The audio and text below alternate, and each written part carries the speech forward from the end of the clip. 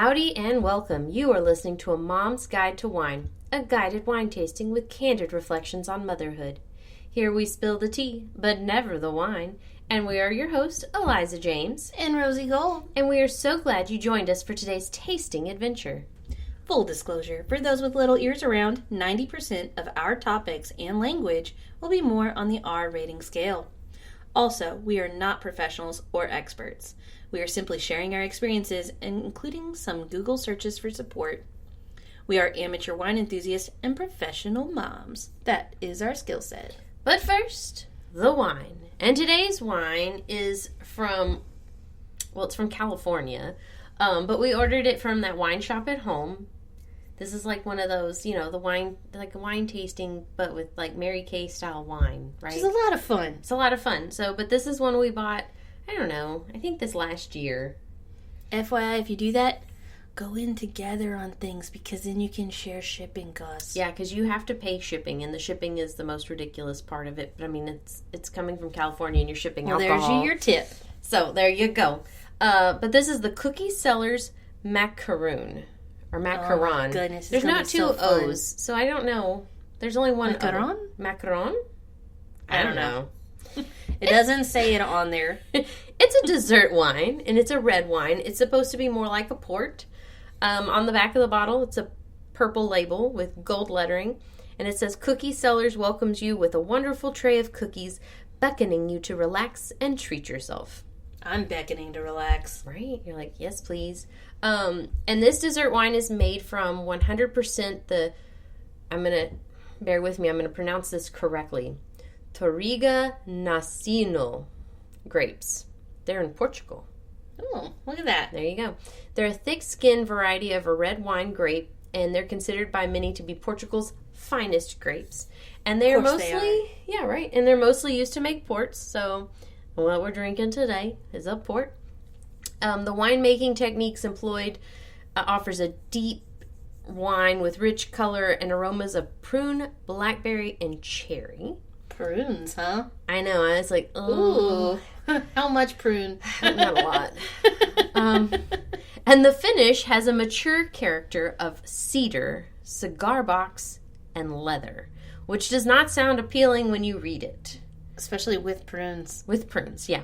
But the mouth should be smooth and velvety, balancing the alcohol with the sweetness. There should be soft fruit tannins that are present in the mouthfeel. There should be a mid-palate that exhibits the same red fruits as the nose, which means we should taste it as well as we smell it. Oh, okay. I did do a little research on that. And the high alcohol content and sweetness delight in the finish. It says, serve it as an aperitif or after-dinner dessert. Makes sense. Because it's a dessert wine. And it's from Cookie Cellars. So it makes sense. Right. And so the funny thing about this bottle is it's a 500 milliliter bottle. Oh, okay. So most wine bottles are like $7.50. Are $7.50. Oh, okay. So this one's a tiny guy. Are you impressed? I'm slightly impressed. I'm like, oh my gosh. Rosie knows stuff. I don't know things typically. But on their website, because you can go to Wine Shop at Home and go to their website and like look this bottle up, it's $26. Without shipping, it's $26, which is a pretty good price on ports because I think the most I pay for ports is around $40. I love a good port, and you pay for a good port, FYI. But due to state alcohol regulations, this wine is not available for purchase and shipping to Louisiana, Maine, Montana, South Carolina, and Vermont. Huh. But they say it pairs well with triple chocolate cake. Oh, we missed on an opportunity because I'm fresh out of that. I know. I was like, I made a strawberry cake. It'll work. I don't think it tastes good. It'll work. This. I was thinking, I don't think that'll taste good. So, I was trying to see if it says the alcohol content on here because they keep talking about it, but I don't see it. I don't see it on here. I don't either. It just says it contains sulfites. Well, that's cool. That's it. As do most wines. Yeah, I was about to say this, so that's nothing special. So let's get this bad boy open. Let's do it. So I brought my handy dandy rabbit ears. It is like a royal purple too. Isn't it pretty? Like, I love it. It's got black with this purple and the gold lettering. Like, it's very feminine and pretty and elegant and all those things. Maybe with all the prunes and the cigar boxes and things. Maybe it's the Purple Hat Society. Do you remember that? Is Oh, that the still a Red thing? Hats. The Red Hat Hat Society. Society. But they have wear the red purple with clothes. the purple, yes. Oh. My grandmother was a part of that for many, many, many years. Is it still a thing? I don't know. I assume so. I assume so, but I don't know any old people anymore, and I think that's who it's geared towards. Yeah, probably. All right. I don't even remember what it was about. That was nice. I don't know. They just got together It was probably and did just stuff. camaraderie. Yeah, I think it was just a way for, like, women to make friends outside of their home. Well, if you're a part of one of these cliques, just let us know. Yeah, we want to in know the what y'all comments. do, because I think it would be super fun to wear a giant red hat. to Absolutely. things. Like, I'm down for that. Ooh. And is wine allowed? I bet you it is. Talking about a bunch of old ladies. Like, I bet you it is. It's probably a requirement. If my grandmother was part of it, it's probably a requirement.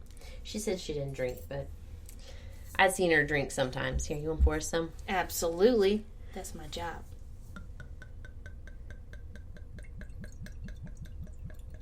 It's very thick. Like, watching it pour out. It wasn't, yeah. I feel like I poured about the same amount, but it took twice as long. So you know how it usually tastes like alcohol? It smells. Whew. Yeah. Blast you in the face. I wonder how much the percentage is.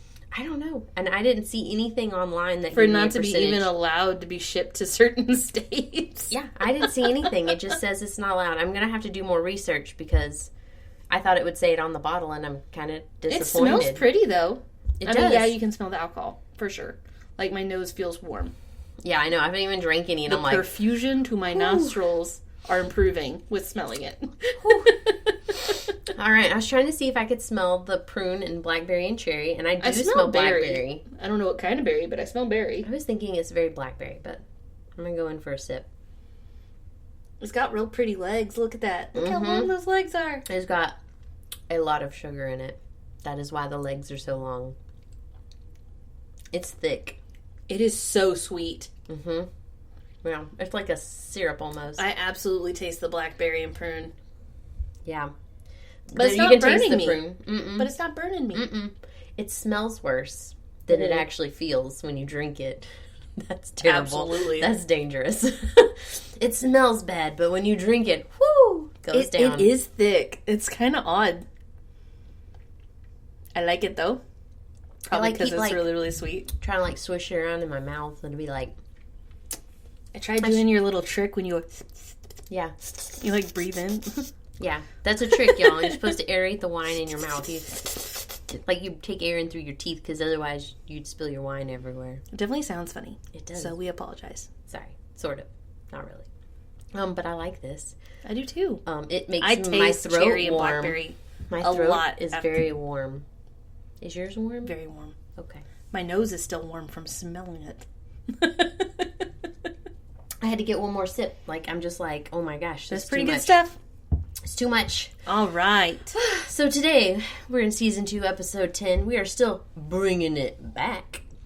But we are bringing back date night. And it's important because everybody needs date night, right? Like, it's a thing. Like, that's how you connect with couples, is by having your date night. And so, how important are they? Very. We just visited some of our buddies, and so there's 3 couples, and we each have a child that's about the same age as each We're other. very close in age. And so, anyway, we were hanging out. I guess this past Saturday, wasn't it? Yeah, I think so. I think it was I don't this know. last week. Time's been flying this last week. It's but, weird. But we were having so much fun. We were hanging out in the pool and all these things. And afterward, we went and ate. And the husband of the third couple out of us was very much like, hey, so we really need a date night. Like, for him and his wife. And both of us were like, give us your kid. Like, done. Yeah. Just Like, which year do you want to take it? If you are outright asking for it, we absolutely are going to oblige, because we understand how much that one-on-one time is going to recommit yourself to each other. Yeah, it's so hard, I think, to ask for help, that when you have somebody go, I need help, that you're like, oh my God, It's we a have big to deal. help. Yeah. It's a big deal. You have to help. Like, we're always ignore offering. that. We're always offering. We're always more than willing. We want you to pay us back and do the same. But Yes, we're always willing definitely to take help. my kid too every now and then. Yeah. Thanks. And the whole point of date nights is for you to have that reconnection and to help bring back the fire. Or have some of those table difficult conversations you couldn't have with the kids in the room. True story. Because sometimes you have to have those conversations. Yeah, and it's quiet time alone. That's what I think of as a date night, right? Like, it's quiet time alone to reconnect with your partner. Yes. And however that means. I personally think that means touching, hand-holding, gazing into each other's eyes longingly. Like, it's supposed to, like, fill all of these things. Like, I feel like it has check boxes to make it a date night. Yeah. Well, it definitely depends on the couple, because, like, back in the day, we had a couple friends that their date night was going out and doing something, an activity, something fun for them. And one of their passions was shooting ranges and, like, target shooting. So, like, trying to shoot the smallest target possible was their thing. And I think they were just very competitive, which is great. I would probably like that kind of a competition. Yes, they were just very competitive. They did lots of really cool things that were very outgoing, much more outgoing than I have ever been in my life. But one of the things that they really enjoyed doing that was like a last minute deal was going out and doing like a target shoot at some location. I like that.